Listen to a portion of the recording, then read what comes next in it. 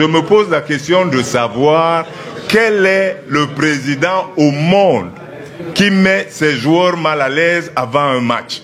Mais vous accusez ça qui de... n'existe vous nulle accusez part. Qui de quoi? La fédération. Vous ne pouvez pas être ceux qui mettent des bâtons dans les roues à vos propres joueurs. Quand les joueurs revendiquent, gardez-les ensemble. Ne les divisez pas.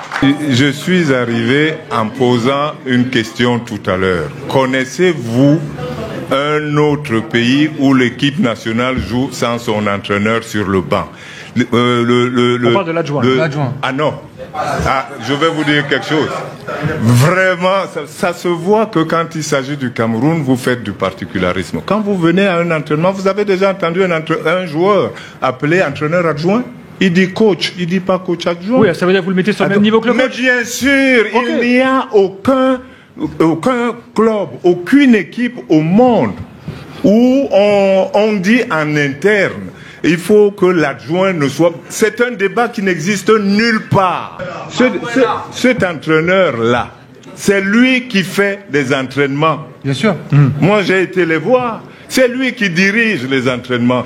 Et donc il doit être sur le banc. Mais bien sûr, mais pourquoi on l'enlève? Pourquoi on l'enlève? Parce que c'est la FECAFoot qui fait les feuilles de match.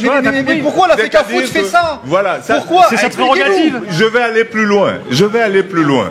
Quel est leur but? Quel est leur but? Une équipe et ses supporters, c'est fait pour gagner les matchs. Et qu'est-ce qu'on fait pour qu'une équipe gagne les matchs?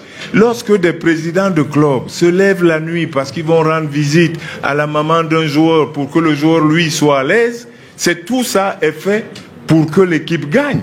Vous ne pouvez pas être ceux qui mettent des bâtons dans les roues à vos propres joueurs. Donc, lorsque vous avez une équipe comme là, quand on parle des primes, c'est parce qu'on veut que les joueurs soient à l'aise. Comment vous faites pour créer... Mais Joseph, réponds-moi s'il te plaît. Pourquoi il est enlevé de la... Dans quel intérêt pour la FECAFoot? Quel est l'intérêt? L'intérêt, c'est pas que le Cameroun ne se qualifie pas à la prochaine Coupe du Monde quand même. Vous posez la question à de mauvaises personnes. Nous, on vous dit ce qui doit se passer. Oui. Mais on n'est pas responsable du fait qu'il ne soit pas... On vous accuse de rien. Vous avez une analyse, Joseph. On vous accuse de rien. Vous avez une analyse, vous savez pourquoi ça vient, pourquoi ça arrive. C'est la fédération qui a décidé ça. Mais nous, qu'est-ce que vous... Pourquoi vous voulez que je me mette dans leur tête? Justement, je me pose la question... Mais quel est le président qui a fait aboutir à cela? Je me pose la question de savoir quel est le président au monde qui met ses joueurs mal à l'aise avant un match. Mais vous accusez ça qui de... n'existe Vous nulle accusez part. Qui de quoi? La fédération de ne pas mettre les joueurs, parce que là, je vous ai entendu, attendez un peu. Il a voulu volontairement dire une grossièreté. Mais moi, je pense sincère. Moi qui ai été là-dedans, ce que les joueurs ont fait à la 9e fois, je l'aurais fait le 1er jour. On ne touche pas à un membre de l'équipe. Nous sommes une équipe. J'ai connu ça ici à Douala, j'étais jeune, mais je n'ai pas laissé passer. Mon président avait voulu retirer un joueur que l'entraîneur avait sélectionné. Il a dit ce joueur ne voyage pas. On a dit on ne part pas. Pas parce qu'on l'aimait beaucoup, mais on ne veut pas que ce soit le président qui choisisse les joueurs. C'est l'entraîneur qui est à l'entraînement tous les jours. En quelque sorte, Joseph. Donc il ne faut pas casser l'harmonie du groupe. Je ne comprends pas. C'est-à-dire, attendez, je voudrais finir par là. Précisément, la photo, moi, quand j'ai vu une photo avec le capitaine qui parle et tous les joueurs autour de lui, ça m'a donné la chair de poule. Parce que ça veut dire que les joueurs sont unis derrière leur capitaine. Bon, Namasso qui vient d'arriver. Et maintenant, je voudrais lui rappeler quelque chose. Comme on aime comparer, est-ce que vous vous souvenez du match amical avorté Algérie-Cameroun? Très bien. Eh bien, à ce moment-là, il y avait un ministre des Sports qui m'avait pris pour conseiller spécial. Lorsqu'il a organisé une réunion de débriefing et que le secrétaire général de la fédération a voulu accuser Samuel Eto'o d'être celui qui a manigancé ça, j'ai pris la parole pour défendre l'unité des joueurs, pour dire qu'avant tout, j'accepte que les joueurs soient unis, même si c'est pour une mauvaise raison. Tant qu'ils sont unis, ils vaincront leurs adversaires. Il ne faut pas les diviser. Et lui essayait de dire, et il l'a dit, Certains joueurs vont venir par derrière, comme on dit. Non, il faut les maintenir ensemble, quitte à les avoir en face de vous et leur donner satisfaction. Quand les joueurs revendiquent, gardez-les ensemble. Ne les divisez pas. Et si vous voulez qu'on en parle du problème qui s'est passé avant le match, je vais donner mon avis. Je vais vous dire que... On parle de soucis logistiques avant d'aller jouer en Eswatini. Il a fait allusion au communiqué des joueurs de l'équipe nationale.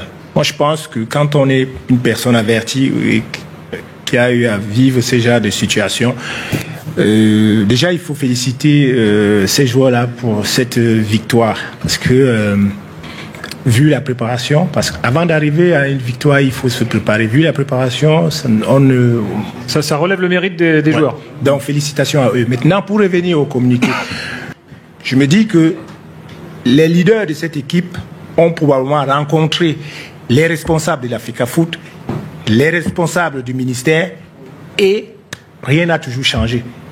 Venir prendre le peuple camerounais à témoin, c'était pour dire que cessez. Et je pense que tout Camerounais devrait tout de suite, c'est comme ces joueurs-là, c'est nos soldats, quand ils vont en guerre, ils ont besoin de munitions, on doit tout simplement les donner. Je vous dis, quand ces gars, ils en arrivent là, il y a eu des démarches en amont. C'est que vous ne savez pas. Vous comprenez? Et c'est ce que je l'ai dit. Les gars ont probablement rencontré ces dirigeants-là, mais ça a perdu ce problème. Et aujourd'hui, le coup de gueule, pour moi, c'est qu'il faudrait que ça cesse et qu'on mette tout à la disposition de ces gars-là pour qu'ils se qualifient. Mais Gilbert, juste un point. L'intérêt commun, c'est quand même le Cameroun. C'est le Cameroun qui doit gagner.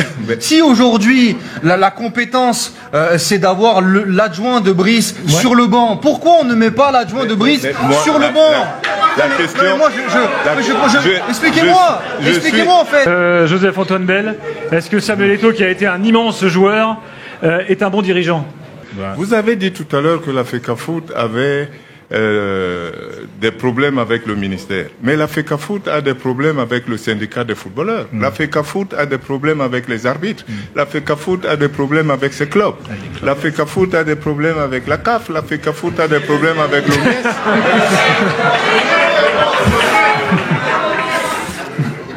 Vous voyez? Oui, donc, ça fait un paquet de problèmes. Oui, voilà, donc vous voyez, et ça, c'est pas moi qui ai inventé, c'est parce que donc vous pouvez les énumérer comme ça.